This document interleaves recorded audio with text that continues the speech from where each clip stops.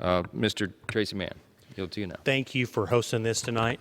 Mr. Chairman, I rise today to commemorate National Police Week. I recognize the dedication of law enforcement officers in the thin blue line and condemn calls to disband, dismantle, defund, or abolish the police. No one dislikes bad police officers more than good police officers. Too often, we are quick to share the negative examples of law enforcement while failing to recognize excellent examples in our communities. Today, I will share a story about an officer in my district and one of the finest law enforcement officers in Kansas, Michael Utz. Chief Utz began his career in Garden City Police Department in 1984. Over the next 36 years, he tirelessly served as a detective, sergeant, lieutenant, captain, and ultimately chief of police. As police chief, Chief Utz led the department through the implementation of a city-wide strategic plan, including the development of the Law Enforcement Explorer program for students interested in pursuing law enforcement as a career, the Police Chaplain program for hurting families, the Peer Support program for police officers experiencing traumatic events, the Finney County Opioid Task Force, and the Ethnic Empowerment Network.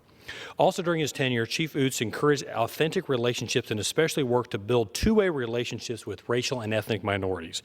These relationships proved to be vital after the 2016 terrorist bomb plot targeting a Garden City apartment complex.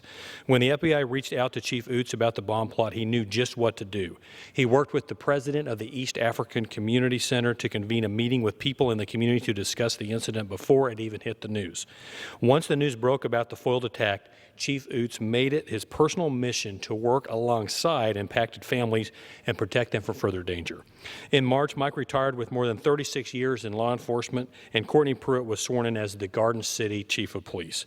I'm honored to recognize Chief Utz and his family for their service to our local communities and to congratulate Courtney on his new role and to celebrate good law enforcement officers across the 1st District of Kansas and around the country who put a uniform on every day and promise to protect and serve. In their honor, I co-sponsored several pieces of pro-law enforcement legislation, including a resolution condemning calls to defund the police, the Protect and Serve Act, which enhances penalties to anyone targeting and attacking law enforcement officers, the David Bourne Back the Blue Act, which supports state and local police departments, and a resolution designated this week at National Police Week.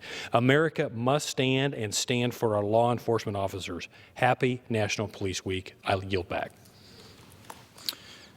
Thank the gentleman for those